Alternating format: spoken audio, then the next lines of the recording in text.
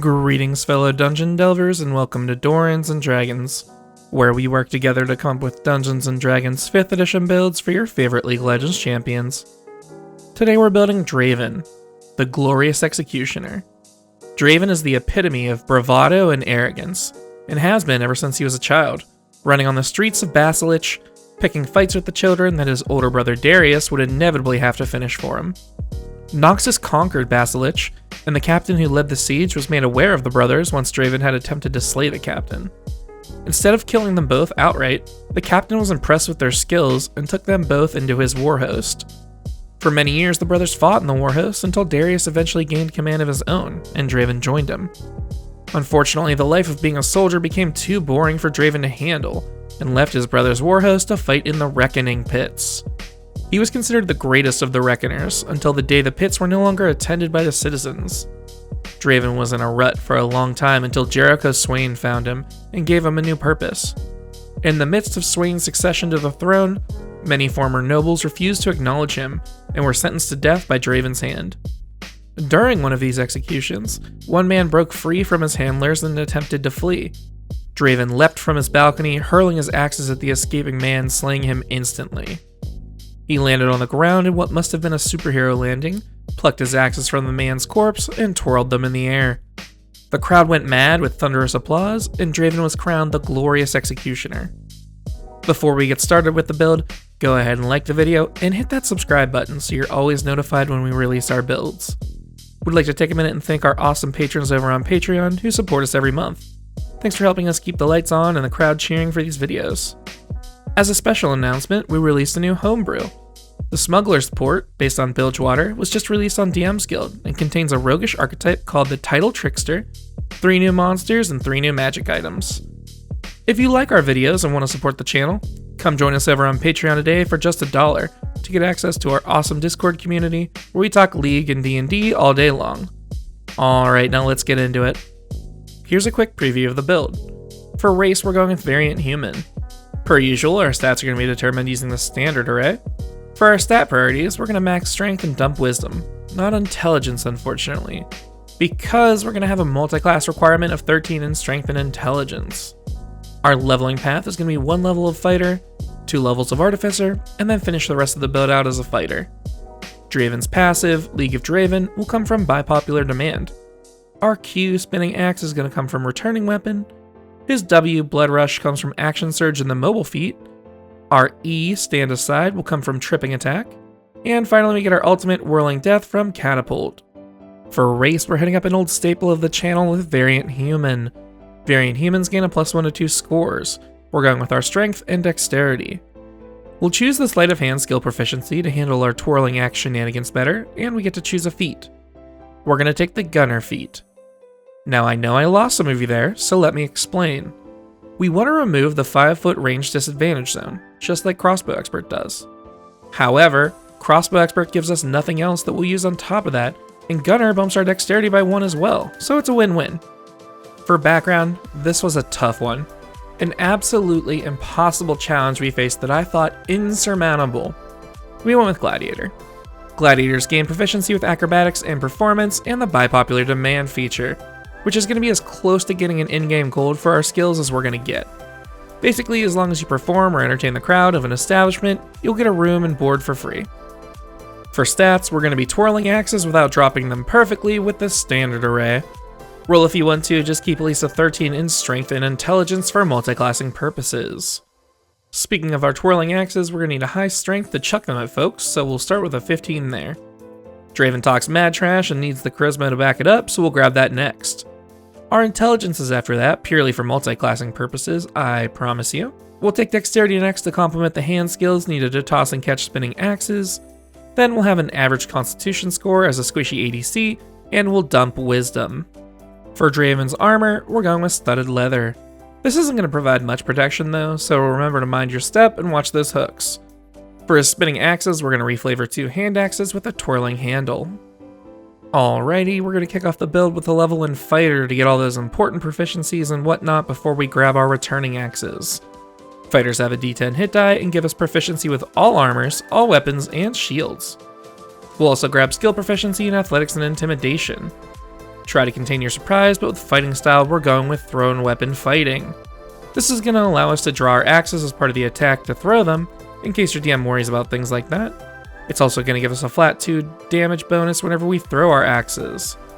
And our final level 1 feature is going to be Second Wind. Once per rest as a bonus action, you can heal yourself 1d10 plus your fighter level, which in this build is actually going to be a lot, so keep track of this. Also, for the love of the aspects, please use this feature before you spend any hit die on a short rest. And just like that, we're swapping classes over to the Artificer. This is definitely not a perfect match for Draven, but it's a clever way to get our axes twirling back to us, so we gotta do what we gotta do. Artificers have a d8 hit die and give us proficiency with Thieves' Tools and Tinker's Tools, which is nice, but I don't think we'll actually use them beyond our spellcasting and infusions. We're gonna gain the magical Tinkering feature, which will let us imbue a tiny non-magical object with a spark of magic and give it some properties. I think you should carve a tiny wooden bobblehead of Draven and have it play, "Welcome to the League of Draven." And then, every time somebody invariably asks you, "Are you serious?" you can just nod and tap the bobblehead. We'll also get our first level spells. We're going to use the Catapult spell to recreate our ultimate, Whirling Death. Catapult lets you hurl an object in a straight line up to 90 feet in a single direction, as long as it weighs less than 5 pounds. Guess how much a hand axe weighs? 2 pounds, sucka! Anyone along the path has to make a dex save or take 3d8 bludgeoning damage. Although I'd ask your DM to make it slashing damage since we're chucking an axe, but hey, that's on them. If the target succeeds on dex save, the axe keeps on spinning, striking the next target in the line until it either hits something or goes the full distance. Second level Artificers learn how to infuse items with their Artificer infusions. At the end of a long rest, you can touch a non-magical item and imbue it with one of your infusions. We're going to imbue our hand axes with the Returning Weapon infusion. This is going to give them a +1 bonus to attack and damage rolls with them, and return them to our hands immediately after they're used to make a ranged attack. Now technically, you are only supposed to be able to use each infusion on one item. I think this is a silly restriction though, so work with your DM and see if they agree. If not, we still have our one axe that works. Alrighty, back over to Fighter now to finish out the build.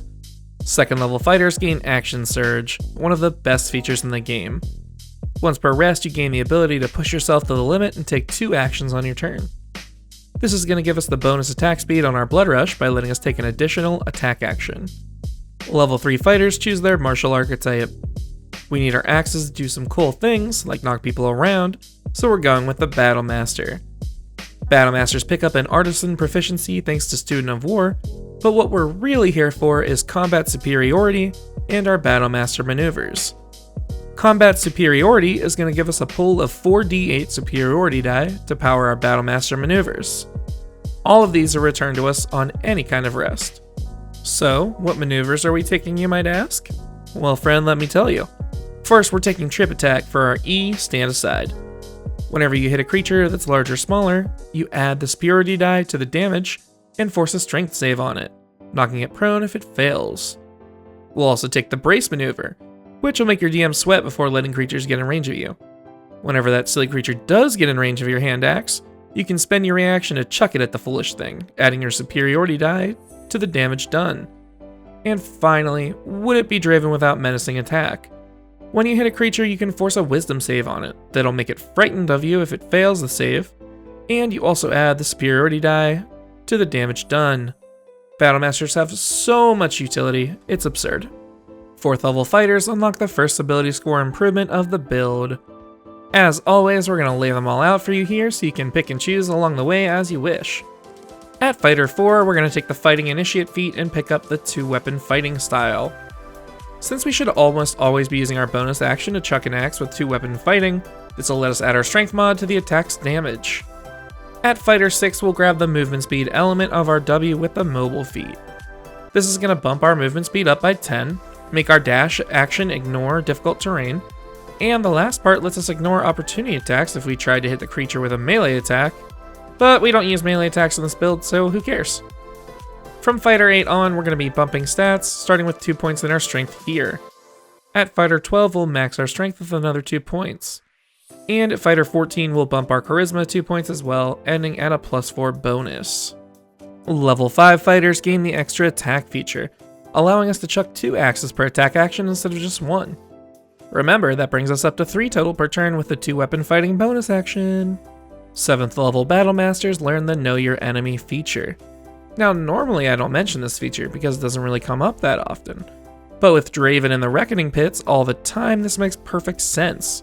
If you spend a minute observing another creature outside of combat, your DM will give you a hint at a few characteristics, including whether you're stronger, equal, or weaker in those characteristics.